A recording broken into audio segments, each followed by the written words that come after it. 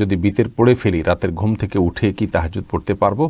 বাড়ির পুকুরে মানুষ নানান ধরনের নাপাক জিনিস ফেলে থাকে, সেখানে অজু করার বিধান কি? রুকু করার সময় কাপড় টাকনোর উপরে উঠে গেলে নামাজ হবে কি?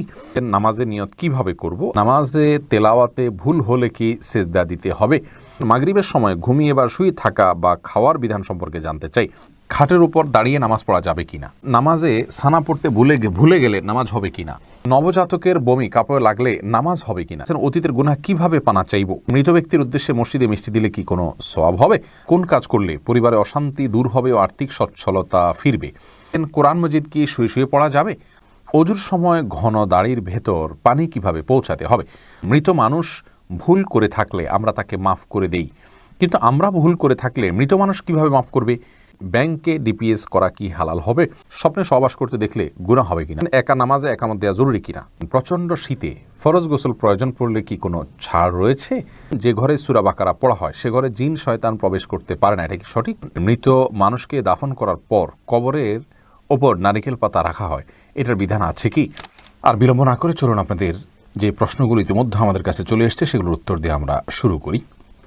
নাহিদ নোমান জানতে চেয়েছেন কোন কাজ করলে পরিবারে অশান্তি দূর হবে ও আর্থিক সচ্ছলতা ফিরবে?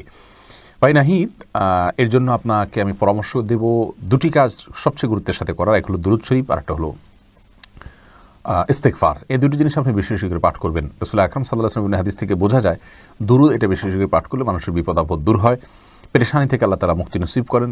ইস্তেগফারের ক্ষেত্রে আল্লাহ তাআলা বলেছেন সূরা নূহের মধ্যে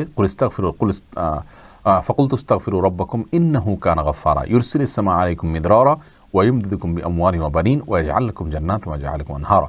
আয়াতগুলোর আলোকে অনেক মুফাসসিরিন ইকরাম, অনেক উলামা ইকরাম বলেছেন যে ইস্তেগফার বেশি বেশি করলে আল্লাহ তাআলা রিজিক বৃদ্ধি করেন এবং মানুষের রিজিকের অনটন দূর করেন। অতএব এই দুটি আপনি নিয়মিত করবেন, সেই সাথে আপনি খুব সিরিয়াসনেসের সাথে হালাল উপার্জনের জন্য চেষ্টা করে যাবেন। আল্লাহ তাআলা আপনার সমস্যাকে দূর করে দিন।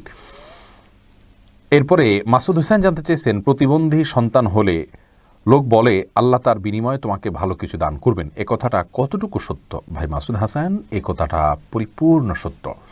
কারণ ইন্না আজামাল জাজা মিন আজমিল বালা, মানুষের জন্য যত বেশি পরীক্ষা আসে বড় আকারে, তার বিনিময়ে সেরকম বড় আকারে আসে।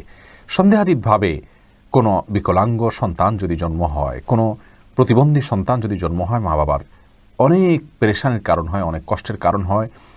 আল্লাহ তাআলার এই ফয়সালা তিনি মেনে নিয়েছেন, এই বিপদে তিনি ধৈর্য ধারণ করেছেন, এর জন্য তিনি অবশ্যই আল্লাহ তাআলার কাছে বিনিময় পাবেন। কারণ আল্লাহ তাআলা কোরআনে বলেছেন ইন্নামা ইউওয়াফাস সাবিরুনা আজরাহুম বিগাইরি হিসাব, যারা ধৈর্যশীল তাদের বিনিময় আল্লাহ তাআলা বিনা হিসাবে দিবেন। অতএব যারা তাদের এই ধরনের সন্তানের কারণে, সন্তান বিকলাঙ্গ হওয়ার কারণে বা অটিস্টিক হওয়ার কারণে তারা কষ্ট করছেন, স্ট্রাগল করছেন, ধৈর্য ধারণ করছেন, আল্লাহ ফয়সালাকে মেনে নিচ্ছেন, সন্দেহাতীতভাবে তার জন্য আল্লাহর কাছে তারা অফুরন্ত সওয়াব লাভ করবেন।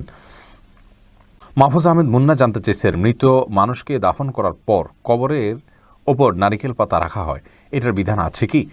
না, মৃত ব্যক্তিকে কবরে দাফন করার পর নারিকেল পাতা রাখার কোনো নির্দেশ কোরআন হাদিসে কোথাও দেওয়া হয়নি। বরং রাসূল আকরাম সাল্লাল্লাহু আলাইহি ওয়াসাল্লাম একটা কবরে তিনি ডাল গেড়েছেন এমনটি পাওয়া যায়, সেটি একটা কবরেই গেড়েছেন। এছাড়া অন্য কোনো কবরে বা সচরাচর সব কবরে তিনি ডাল গেড়েছেন এমনটি পাওয়া যায় না, যার কারণে কবরে কোনো কিছু গাড়তে হবে এমন কোনো কথা ইসলামী শরীয়ত অনুযায়ী নির্দেশিত নয়। তাহমি আপনি জানতে চেয়েছেন কেউ মারা গেলে তার থেকে কি মাপ চাওয়ার কোনো পথ আছে বা মাপ নেওয়ার কোনো বিধান আছে? বোন তাহমিদা, কেউ যদি মারা যায় তার থেকে মাপ চাওয়ার কোনো পথ আর খোলা থাকে না।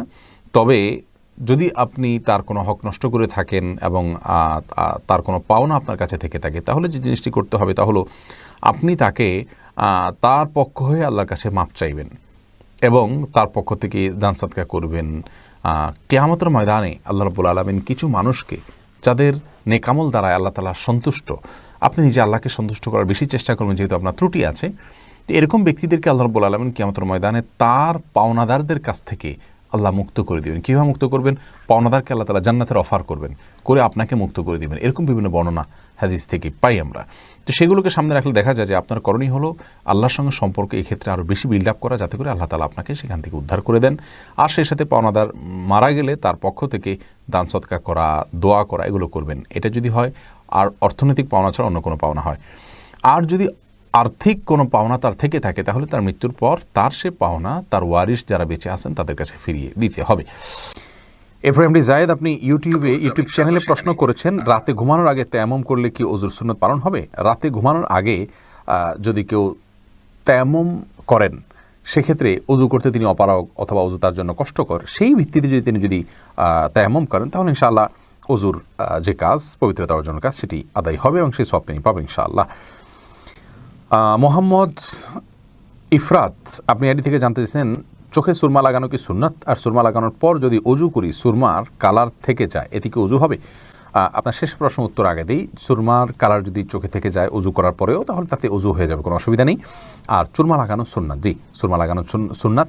সুরমা যেন অরিজিনাল হয়, স্বাস্থ্যসম্মত হয়, ক্ষতির কারণ না হয়, সেদিকটা খেয়াল করা উচিত। তবে সুরমা লাগানো সুন্নাত। রাসূল আকরাম সাল্লাল্লাহু আলাইহি ওয়াসাল্লামের হাদিসে সুরমা লাগানোর কথা স্পষ্টভাবে বর্ণিত হয়েছে। এরপরে মুজাহিদুল ইসলাম শওকাত, আপনি জানতে চেয়েছেন, যে ঘরে সূরা বাকারা পড়া হয় সে ঘরে জিন শয়তান প্রবেশ করতে পারে না, এটা কি সঠিক? যদি সঠিক হয় তবে সূরা বাকারা কতটুকু পড়তে হবে? ভাই মুজাহিদুল ইসলাম, এটা সঠিক এবং এ সম্পর্কে রাসূল আকরাম সাল্লাল্লাহু আলাইহি ওয়াসাল্লামের স্পষ্ট হাদিস রয়েছে। সূরা বাকারা যদি তেলাওয়াত করা হয় কোনো ভাষায়, সেখানে জিন শয়তান প্রবেশ করে না। এক্ষেত্রে কতটুকু তেলাওয়াত করবেন? এর উত্তর হলো যে আপনি তেলাওয়াত করতে থাকবেন শুরু থেকে শেষ পর্যন্ত, কোনো লিমিটেশন নাই যে এত আয়াত পড়বেন। যত বেশি পড়বেন, বারবার পড়তে থাকবেন। নিজে পড়তে না পারলে তেলাওয়াত, রেকর্ডকৃত তেলাওয়াত চালু করে রাখবেন। যদি অনেক উলামা একরাম সেটিকে যথেষ্ট নয় বলেছেন, কিন্তু আমরা দেখেছি রেকর্ডকৃত তেলাওয়াত চালু করে রাখলেও বাসা বাড়িতে জিনের উপদ্রব কমে যায়, মানুষ অনেকটা সুরক্ষিত হয়ে যায়, আলহামদুলিল্লাহ। এরপরে আব্দুল্লাহ মাহমুদ জানতে চেয়েছেন ইউটিউব চ্যানেলে, নামাজে তেলাওয়াতে ভুল হলে কি সেজদা দিতে হবে? দেখুন, নামাতে যদি তেলাওয়াতে ভুল হয় তাহলে সেজদা দেওয়ার ব্যাপার নাই। আপনার ভুলটা হয় অর্থ বিকৃত হওয়ার পর্যায়ের ভুল হবে না, তাহলে তো কোনো অসুবিধাই নেই। আর যদি অর্থ বিকৃত হওয়ার মতো ভুল হয়, সেক্ষেত্রে আপনি 3 আয়াত বা যতটুকু না পড়লে নয়, এতটুকু পড়ে ফেলেছেন, তারপরে যদি ভুল হয় তাহলে ইনশাআল্লাহ সেখানে আপনার সালাত হয়ে যাবে। কোনো কোনো ক্ষেত্রে অর্থ বিকৃত হওয়ার মতো ভুল যদি হয়, তাহলে সেক্ষেত্রে আপনার সালাত হবেই না, সেজদা সাহুতে এটি কুলাবে না। এরপরে রাশিদুল ইসলাম শান্ত জানতে চেয়েছেন, প্রচণ্ড শীতে ফরজ গোসল প্রয়োজন পড়লে কি কোনো ছাড় রয়েছে? ভাই শান্ত, প্রচণ্ড শীতে ফরজ গোসল এর ক্ষেত্রে আপনি ঠান্ডা পানিতে গোসল করা কষ্টকর হলে আপনার জন্য ছাড় রয়েছে। সেই ক্ষেত্রে যদি ঠান্ডা পানি ব্যবহার করলে আপনার অঙ্গহানি হতে পারে, প্রচণ্ড রকমের রোগ দেখা দিতে পারে, জীবন নাশের ভয় হয় আপনার, অথচ গরম করার পানি গরম করার কোনো ওয়ে না থাকে, এরকম যদি হয় তাহলে আপনি তায়াম্মুম করতে পারেন। এরকম কোনো সিচুয়েশনে যদি পড়েন, এরকম কোনো জায়গায় যদি থাকেন। কিন্তু সচরাচর আমাদের দেশে যে পরিমাণ শীত পড়ে, কিছু কিছু এলাকাতে পঞ্চগড় ইত্যাদিতে অনেক বেশি শীত পড়ে, সেখানে এরকম কোনো সিচুয়েশন থাকতে পারে। কিন্তু নর্মালি অন্যান্য এলাকাগুলোতে, ঢাকার আশেপাশে বা অন্যান্য জেলাগুলোতে যে পরিমাণ শীত পড়ে, তাতে পানি ব্যবহার করলে অঙ্গহানি হয়ে যাবে বা জীবন হুমকির মধ্যে পড়বে, এরকম পরিস্থিতিতে পড়ার সম্ভাবনা খুবই ক্ষীণ। সে জায়গা থেকে এটি আমাদের জন্য করা জায়েজ হবে না, অর্থাৎ এমন করে নামাজ আদায় করা জায়েজ হবে না, গোসলই করতে হবে। আর গরম পানির ব্যবস্থা কম বেশ প্রায় বেশিরভাগ জায়গায় আজকাল থাকে, একটু কষ্ট হয়, হয়তো একটু বিব্রতকর পরিস্থিতিতে পড়তে হয়, অন্যরা জেনে যাবে, তাতে কি, আমার তো আল্লাহ তাআলার ফরজ নির্দেশ পালন করতে হবে, যার কারণে এটি আপনার অবহেলা করা যাবে না। নুসরাত জাহান ইমু, আপনি জানতে চেয়েছেন, মৃত ব্যক্তির সামনে আগরবাতি জ্বালানো যাবে কিনা? দেখুন, আগরবাতি মূলত জ্বালানোর নির্দেশ হলো সুঘ্রাণের জন্য। অতএব মৃত ব্যক্তিকে রেখেছেন, তার দেহ থেকে কোনো দুর্গন্ধ আসতে পারে, সেই জায়গা থেকে আপনি সুঘ্রাণ যুক্ত কোনো কিছু ব্যবহার করতেই পারেন, আগরবাতি জ্বালাতেই পারেন। এছাড়া মসজিদে আগরবাতি জ্বালানোর কথা মুরাদুল্লাহ তাআলা বলেছেন। ইমানদারের বাসা বাড়িতে আগরবাতি অথবা ধূপের আপনার ধোঁয়া, এটা প্রজ্বলন করা হবে সুঘ্রাণের জন্য, এটি ভালো, এটি খারাপ কোনো কাজ নয়। তবে মৃত ব্যক্তির জন্য করতেই হবে এমন কোনো বিষয় নয়। মোশাররফ হোসেন জানতে চেয়েছেন, নামাজে সানা পড়তে ভুলে গেলে নামাজ হবে কি না? হ্যাঁ ভাই, নামাজ হয়ে যাবে, কারণ সানা পড়া এটা নামাজের জন্য ফরজ বা ওয়াজিব নয়। ফরজ বা ওয়াজিব নয় এমন কোনো কিছু ছুটে গেলে নামাজ হয়ে যাবে, কোনো অসুবিধা নেই। এরপরে ইস্তাব্রো বাণী, এই আইডি থেকে আপনি জানতে চেয়েছেন, খাটের উপর দাঁড়িয়ে নামাজ পড়া যাবে কি না? যাবে, কোনো অসুবিধা নেই। আপনি খাট হোক আর ভূমি হোক ফ্লোর হোক যে কোনো জায়গায় দাঁড়িয়ে সালাত আদায় করতে পারবেন। আপনি স্বাভাবিকভাবে যদি সালাত আদায় করতে অসুবিধা না হয় তাহলে সেক্ষেত্রে কোনো অসুবিধা নেই। হ্যাঁ, কোনো খাটের উপরে দেখা যায় যে ম্যাট্রেস বা ফোম থাকার কারণে অনেক দূর ডেবে যায়, যার কারণে রুকু সিজদায় তিনি ব্যালেন্স রাখতে পারেন না এবং সুন্দরভাবে সালাত আদায় করতে পারেন না, সিজদা সঠিকভাবে করতে পারেন না।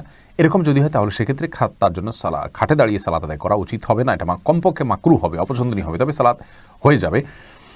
যেহেতু সালাত স্বাভাবিকভাবে করতে তার অসুবিধা হয়, শরীরে ব্যালেন্স ঠিক রাখতে পারে না, রুকু সিজদা যথাযথভাবে করতে অসুবিধা হয় এবং মনোযোগও ব্যাঘাত সৃষ্টি হয়, যার কারণে এরকম জায়গায় সালাত করা উচিত নয়। আর যদি এতটা নরম না হয় তাহলে সেক্ষেত্রে সাধারণ খাটে বা চকিতে সালাত আদায় করতে কোনো অসুবিধা নেই।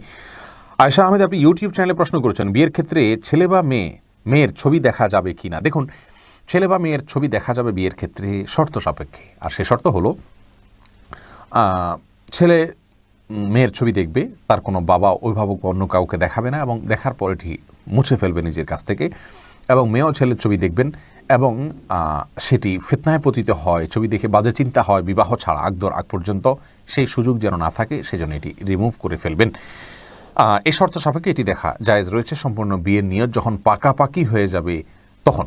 আর আজকাল যেমন হয়, আল্লাহ মাফ করুক, তথাকথিত অবৈধ প্রেমের ক্ষেত্রে অনেকে বলে যে আমার বিয়ের নিয়ত আছে সেজন্য আমি দেখছি, আপনি দেখেই যাবেন, এ অধিকার আপনাকে দেওয়া হয়নি। আপনি এক নজর দেখতে পারেন শুধুমাত্র জানার জন্য, বাস এটুকু, এরপরে আপনি সেটার কন্টিনিউ করতে পারবেন না। এই শাহাদাত হোসেন সবুজ, আপনি জানতে চেয়েছেন স্ত্রীকে গর্ভবতী অবস্থায় সহবাস করা যাবে কিনা। জি, স্ত্রী গর্ভবতী থাকলে সে অবস্থায় সহবাস করাতে কোনো নিষেধাজ্ঞা নেই। সন্তা ইসলাম জানতে চেয়েছেন, যে ব্যক্তি আল্লাহর 99 নাম মুখস্থ রাখবে সে জান্নাতে যাবে, এই কথাটি কতটুকু সত্য। বোন সন্তা এই সম্পর্কে হাদিসে একটি কথা রয়েছে, নবী সাল্লাল্লাহু আলাইহি ওয়াসাল্লাম বলেছেন, ইন্না লিল্লাহি তিসআতাইনা ইসমান, নিশ্চয় আল্লাহ তাআলার 99টি নাম রয়েছে, যেই নামগুলোকে যদি কেউ সংরক্ষণ করেন, এই সংরক্ষণ করার একটা অর্থ হলো মুখস্থ করা, আর একটা অর্থ হলো যে এই সংরক্ষণ করার মানে হলো এগুলোর অর্থ বুঝে আল্লাহ তাআলার এই গুণগুলোকে বিশ্বাসে আনা, যেটি আমাদের ঈমানের জন্য অবিচ্ছেদ্য অংশ, করতেই হবে, সেই বিশ্বাস লালন করা।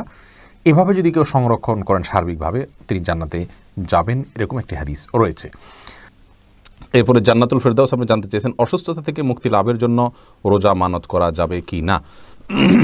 দেখুন, অসুস্থতা থেকে মুক্তি লাভের জন্য অবশ্যই আপনি রোজা মানত করতে পারেন, যে কোনো কাজের জন্যই মানত করা যেতে পারে। তবে হ্যাঁ, মান্নত এটা খুব বেশি প্রশংসনীয় কাজ নয়, বরং একজন মুসলিম হিসাবে আমাদের যে জিনিসটি করা উচিত তা হলো, আমি অসুস্থ আছি, আল্লাহ রাব্বুল আলামিনের রহমত প্রাপ্তির আশায় একটু আমল করলাম, একটু নফল রোজা এমনিতে রাখলাম, তাহলে সেটা হবে আমাদের জন্য ভালো এবং উত্তম কাজ।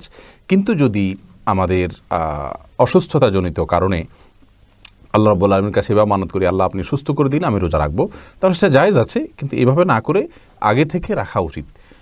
মানত করে কোনো কিছু আদায় করা কেমন যেন আল্লাহকে শর্তের মধ্যে ফেলা, যে আল্লাহ এটা আপনি করে দেন তাহলে আমি রোজা রাখবো। তার চাইতে আগে রোজা রাখুন এবং রোজা রেখে আল্লাহর কাছে প্রার্থনা করুন যাতে আল্লাহ আপনাকে সুস্থ করে দেন। বাকি মানত করা জায়েজ আছে, কোনো অসুবিধা নেই। মাহমুদুল হাসান ভূঁইয়া আপনি জানতে চেয়েছেন, আল্লাহুম্মা ইন্নী আউযু বিকা মিন আযাবিল কবরি, দোয়ায়ে মাসুরা, এটা দোয়া মাসুরার জায়গায় পড়া যাবে কি না, নাকি দোয়া মাসুরা পড়ে তারপর এটা পড়তে হবে। দেখুন, দোয়ায়ে মাসুরা অর্থাৎ শেষ বৈঠকে আমরা দোয়ায়ে মাসুরার জায়গায় যে আল্লাহুম্মা ইন্নী যালামতু নাফসি যুলমান কাসীরা পড়ি, এই জায়গায় রাসূল আকরাম সাল্লাল্লাহু আলাইহি ওয়াসাল্লাম থেকে আরও বিভিন্ন দোয়া বর্ণিত রয়েছে, যেমন আল্লাহুম্মা ইন্নী আউযু বিকা মিন আযাবিল কবরি ওয়া মিন আযাবিন নার ওয়া মিন ফিতনাতিল মাহইয়া ওয়াল মামাত ওয়া আউযু বিকা মিন শাররি ফিতনাতিল মাসীহিদ দাজ্জাল। এই দোয়া আমরা পড়তে পারি, এটিও হাদিসে রয়েছে। আপনি চাইলে আল্লাহুম্মা ইন্নী যালামতু নাফসি যুলমান কাসীরা ওইটার সাথে এটা পড়তে পারেন, আর চাইলে এটা শুধুমাত্র এটা পড়তে পারেন আল্লাহুম্মা ইন্নী যালামতুর পরিবর্তে, সেটিও জায়েজ রয়েছে।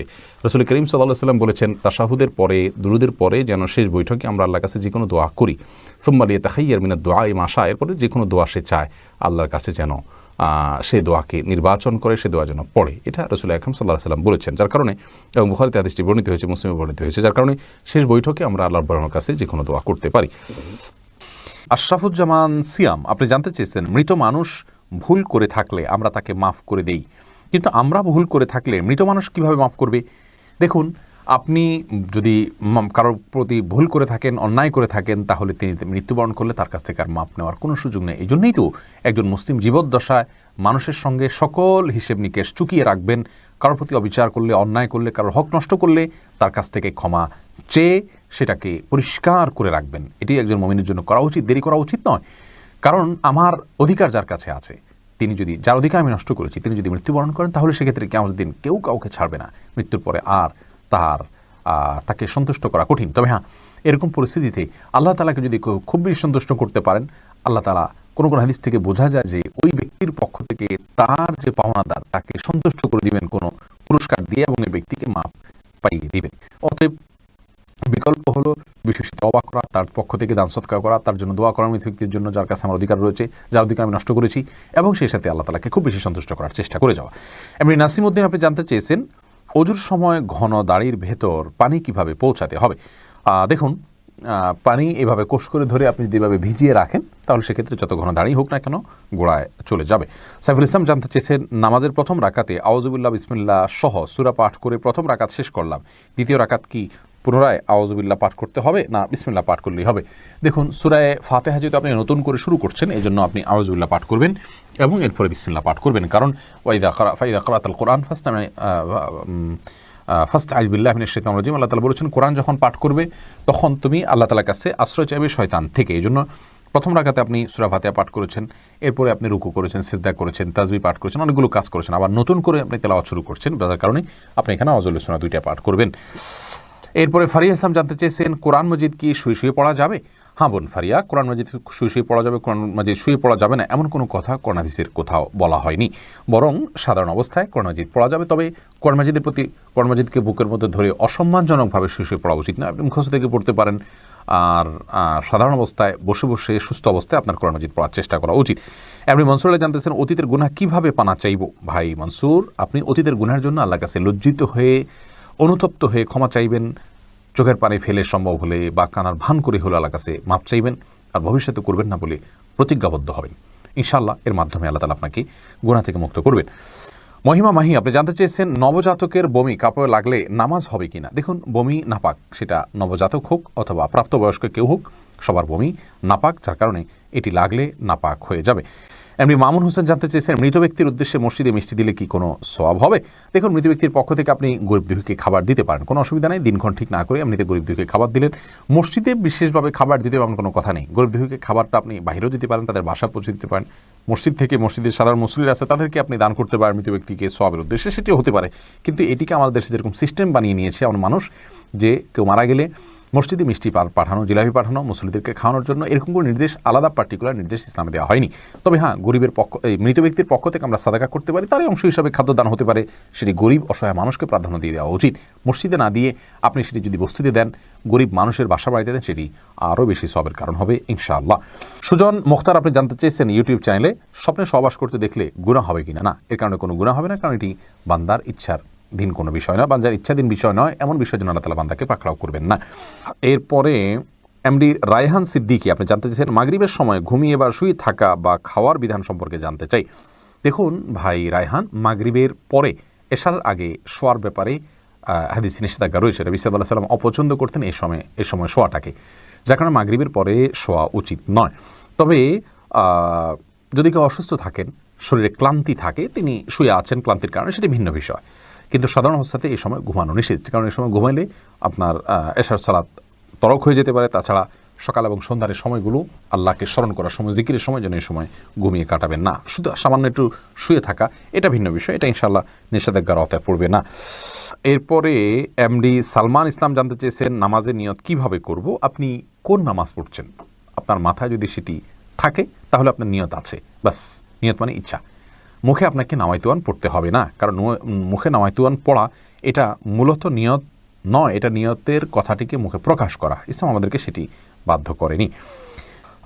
এরপরে রোজি আহমেদ জানতেছেন রুকু করার সময় কাপড় টাকনুর উপরে উঠে গেলে নামাজ হবে কি? দেখুন, রুকু করার সময় যদি টাকনুর উপরে কাপড় উঠে যায় তাহলে সেক্ষেত্রে আপনার মেয়ে মানুষ হিসাবে সামান্য এক ঝলকের জন্য উঠলো, 1 সেকেন্ড 2 সেকেন্ডের জন্য উঠলো, তাতে গুনাহ হবে না ইনশাআল্লাহ বিইذনিল্লাহ। এমডি সোহাগ খান জানতেছেন একা নামাজে একামত দেওয়া জরুরি কিনা? জি ভাই, একা নামাজ পড়লেও আপনি যখন একাকী ফরজ নামাজ আদায় করবেন, একামত দিয়ে নামাজ পড়বেন, এই উদ্দেশ্যে কেউ চাইলে আপনার সঙ্গে এসে যোগ দিতে পারে জামাতে। আমরা কিন্তু এটা অনেকেই জানি না। কেউ যদি নামাজ শুরু করে দেন একা একা, তিনি যদি জোরে জোরে তাকবীর বলেন ইমামতের নিয়তে, পরবর্তীতে কেউ এসে তাকে টাচ করে তার পাশে দাঁড়িয়ে জামাতে শামিল হয়ে যেতে পারে, যে কোনো পর্যায়ে, যে কোনো মাঝামাঝি পর্যায়ে এসেও শামিল হয়ে যেতে পারে। তাহলে সেক্ষেত্রে তারা উভয় জামাতে সালাত আদায় করার সওয়াব পেয়ে গেলেন। এরপরে সজল শেখ আইডি থেকে আপনি জানতে চাচ্ছেন, ব্যাংকে ডিপিএস করা কি হালাল হবে? শুধু ব্যাংকগুলোতে ডিপিএস করা হারাম হবে, যেহেতু সেখানে আপনাকে সুদ দেওয়া হবে, সুদভিত্তিক লেনদেনের চুক্তি আপনার সাথে হয়ে যাবে সেজন্য। আর ইসলামী ব্যাংকগুলো যদি হয় তাহলে সেক্ষেত্রে বেশ কিছুটা ছাড় রয়েছে, এবং সেটি কিছুটা কোনো ক্ষেত্রে এটি সন্দেহের মধ্যে পড়বে, শুবহাতের মধ্যে পড়বে, বাকি মৌলিকভাবে অন্য কোনো উপায় যদি কারো না থাকে এটি নাজায়েজ বা হারাম সরাসরি হবে না। তবে অ্যাভয়েড করতে পারলে সেটাও ভালো, যেহেতু সংশয় বা সন্দেহ সেখানেও রয়েছে। দিনের পথিক আইডি থেকে আপনি লিখেছেন, বিতরের নামাজ কি সূরা দিয়ে পড়তে হয়? বিতরের সালাতের প্রথম রাকাতে সূরায়ে সাব্বিহিসমা রব্বিকাল আলা, দ্বিতীয় রাকাতে সূরায়ে কাফিরুন এবং তৃতীয় রাকাতে সূরায়ে ইখলাস কুল হুয়াল্লাহ পাঠ করা, এটি সুন্নাহ। নবী করিম সাল্লাল্লাহু আলাইহি ওয়াসাল্লাম বিতরের সালাতের সচরাচর এই সূরাগুলো তেলাওয়াত করতেন, বিধায় আপনি এই সূরাগুলো তেলাওয়াত করতে পারেন বা করার চেষ্টা করা উচিত। শেখ সোহানুর রহমান জানতে চেয়েছেন, নামাজের মধ্যে তাশাহুদ পড়ার সময় তর্জনী আঙ্গুল উঁচু করার বিধান কি? এটা সুন্নাত, কেউ না করলে অসুবিধা নেই, নামাজ হয়ে যাবে, কিন্তু সুন্নাত বা মুস্তাহাব। অর্থাৎ আমরা যখন তাশাহুদ পাঠ করব তখন আমরা তাশাহুদের মধ্যে মূলত সাক্ষ্য দিচ্ছি আল্লাহর একত্ববাদের, রাসূল আকরাম সাল্লাল্লাহু আলাইহি ওয়াসাল্লামের রিসালাতের, তখন আমরা আঙ্গুল উঁচু করে মুখের সাক্ষ্যটাকে আমার আঙ্গুলের সাথে আমার আচরণের মাধ্যমে আমি মিলাচ্ছি। অর্থাৎ আমি মুখে বলছি আল্লাহ ছাড়া কোনো সত্যিকারের মাবুদ নাই, সাক্ষ্য দিচ্ছি, মুহাম্মদ সাল্লাল্লাহু আলাইহি ওয়াসাল্লাম আল্লাহর রাসূল সাক্ষ্য দিচ্ছি, আবার তার সাথে আমি আঙ্গুল উঁচু করে আমি সাক্ষ্যর সাথে ওইটাকে আমি মেলাচ্ছি। তো এটা জায়েজ, এটা মুস্তাহাব, করা উচিত। যদি কেউ না করেন নামাজ হয়ে যাবে। এটার পদ্ধতি নিয়ে অনেক মতপার্থক্য আছে, এ নিয়ে আমরা বারবার বলেছি। সারাক্ষণ নাড়াতে থাকবো নাকি উঠিয়ে শুধু ধরে রাখবো? তো নাড়াতে থাকার সপক্ষে একটি হাদিস মুসনাদ আহমদে বর্ণিত হয়েছে যে এই আঙ্গুল নাড়ানোটা শয়তানের উপরে লোহার চাইতে বেশি, আপনার লোহার আঘাতের চাইতে বেশি কষ্টের। তো এই হাদিসের ভিত্তিতে অনেক আমাকে মনে করেন যে নাড়াতে থাকলে শয়তানের প্রতি এটা আঘাতের কাজ দেয়, এই জন্য নাড়াতে থাকার কথা তারা বলেন। আর এর বিপরীতে অনেক উলামায়ে কেরামের মতে এটা শুধুমাত্র উঠাবেন এবং নামাবেন। এখানে নাড়ানো বলতে উদ্দেশ্য হলো উঠানেন এবং নাড়ানো, এই নাড়ানো, সারাক্ষণ নাড়ানো উদ্দেশ্য না। আর তাছাড়া এখানে বেশিরভাগ হাদিসগুলোতে এসছে ইউশিরু, আঙ্গুল দিয়ে ইশারা করা। তো ইশারা করা নাড়ালে ইশারা করা হয় না, উঠানো এবং নামানোর মাধ্যমে ইশারা করা হয়। এই দ্বিতীয় মতটা আমার কাছে বেশি শক্তিশালী মনে হয়, অর্থাৎ উঠাবেন এবং নামাবেন। এমডি আরিফ আবার উঠানো নামানোর ক্ষেত্রে অনেকে বলেন আশহাদু বলার সময় উঠাবেন, লা ইলাহা ইল্লাল্লাহ বলার সময় নামা ফেলতে হবে, একটু আগের পরে হলে ঈমান থাকবে না। এগুলো সম্পূর্ণ ভিত্তিহীন কথা। যদি বিতের পড়ে ফেলি রাতের ঘুম থেকে উঠে কি তাহাজ্জুদ পড়তে পারবো? দেখুন, বুখারীর হাদিসে রাসূল করিম সাল্লাল্লাহু আলাইহি ওয়াসাল্লাম বলেছেন, ইজআলু আখিরা সলাতিকুম বিল্লাইলি বিতরা, তোমাদের রাতের শেষ নামাজকে বেজোড় রাখিও। অতএব বিতির আপনি যদি পড়ে ফেলেন এই চিন্তা থেকে যে আমি ভোর রাতে হয়তো উঠতে পারবো না, পরে ওঠার তৌফিক হয়েছে, বিচ্ছিন্নভাবে যদি এরকম হয় কখনো পড়তে পারবেন, সমস্যা নেই। কিন্তু আপনি যদি ভোর রাতে উঠার সম্ভাবনা থাকে, আশা থাকে, তাহলে বিতির আগে পড়বেন না, তাহলে বিতির শেষে পড়বেন। কারণ বিতিরকে রাতের শেষ নামাজ হিসাবে রাখার জন্য রাসূল আকরাম সাল্লাল্লাহু আলাইহি ওয়াসাল্লাম নির্দেশ দিয়েছেন। সোহেল রানা আপনি প্রশ্ন করেছেন, অনেকে বলে স্ত্রী প্রেগনেন্ট থাকলে স্বামী কোনো জীবজন্তু মারতে পারবে না, যেমন মশা, মাছি, ছারপোকা ইত্যাদি, মারলে আগত সন্তানের অমঙ্গল হবে, এটা কি সঠিক? না ভাই সোহেল রানা, সম্পূর্ণ ভিত্তিহীন কথা, এবং কোরআন এবং হাদিসে এই ধরনের কোনো কথা নেই। প্রচুর পরিমাণে ভিত্তিহীন কথা এবং প্রপাগান্ডা আমাদের সমাজে প্রচলিত আছে, অনেক কুসংস্কার আমাদের সমাজে প্রচলিত আছে। তার মধ্যে থেকে এটা একটা, স্ত্রী প্রেগনেন্ট থাকলে স্বামীর জন্য কোনো করণীয়, মুরগি জবাই করতে পারবে না, এটা করতে পারবে, এটা করতে, এরকম কোনো কথা নেই, এগুলো সম্পূর্ণ বাড়ানো কথা। এমডি শহীদুল্লাহ জানতে চেয়েছেন, জনৈক ব্যক্তি বলেছেন ফরজ সালাতের পর মুনাজাত না ধরে বসে থাকলে অহংকার করা হয়, আসলে কি তাই? না ভাই শহীদুল্লাহ, ফরজ সালাতের পরে রাসূল করিম সাল্লাল্লাহু আলাইহি ওয়াসাল্লাম মুনাজাত ধরতেন এরকম কোনো হাদিস আমাদের জানা নাই যে ফরজ সালাতের পরে তিনি মুনাজাত ধরতেন। বিভিন্ন হাদিস থেকে ইশারা ইঙ্গিতে জোড়াতালি দিয়ে এই জিনিসটাকে প্রমাণ করার চেষ্টা করা হয়। সালাতের মতো এত কমন একটি ইবাদত, নিয়মিত যেটা 5 বার আদায় করতে হয়, সেখানে রাসূল আকরাম সাল্লাল্লাহু আলাইহি ওয়াসাল্লাম সালাম ফেরানোর পরে যদি হাত তুলে থাকেন, হাত তুলে মুনাজাত করে থাকেন, তাহলে সেটি অবশ্যই হাদিসের কিতাবগুলোতে আসবে। সেরকমটি কোনো হাদিসের কিতাবগুলোতে বর্ণিত হয়নি। অতএব কেউ যদি হাত না তোলেন তাকে অহংকারী বলা, এটা মূর্খতা ছাড়া আর কিছুই নয়। সুন্নাহ অনুসরণ করলে অহংকারী হবে কেন? এরপরে আরাফাত বাপ্পি আপনি জানতে চেয়েছেন, বাড়ির পুকুরে মানুষ নানান ধরনের নাপাক জিনিস ফেলে থাকে, সেখানে অজু করার বিধান কি ভাই আরাফাত? বাড়ির পুকুরে যদি নাপাক জিনিস ফেলা হয়, পুকুর যদি অনেক বড় হয়, তাহলে সেক্ষেত্রে যেই জায়গাটাতে নাপাক আছে তার আশেপাশের পানিগুলো নাপাক ধরা হবে, কিন্তু অপর প্রান্তের পানিগুলো পাক ধরা হবে। অনেক পানিতে যদি নাপাক পড়ে তাহলে সেক্ষেত্রে এই বিধান প্রযোজ্য হয়। বিধায় এটা নিয়ে আপনার হেজিটেশন করার কোনো কারণ নেই। আপনার রুচিতে না কুলালে আপনি সে পানি ব্যবহার করবেন না, ভিন্ন কথা। কিন্তু শরীরের দৃষ্টিকোণ হলো বড় পুকুর বা বড় কোনো পানির আপনার পুকুর হোক, নদী নালা হোক, এরকম কিছু যদি হয় তাহলে সেক্ষেত্রে ওই পুকুরে কোনো এক প্রান্তে নাপাক পড়লে ওই জায়গা নাপাকটার আশেপাশের পানিগুলো নাপাক হিসেবে বিবেচিত হবে, বাকিগুলো পাক থাকবে। হ্যাঁ, যদি নাপাকের পরিমাণ এত বেশি হয় যে পানির কালার পরিবর্তন হয়ে গেছে, রং গ্রান পরিবর্তন হয়ে গেছে, তাহলে সেখানে পানি নাপাক হিসেবে বিবেচিত হবে, এটা ব্যবহার করা যাবে না।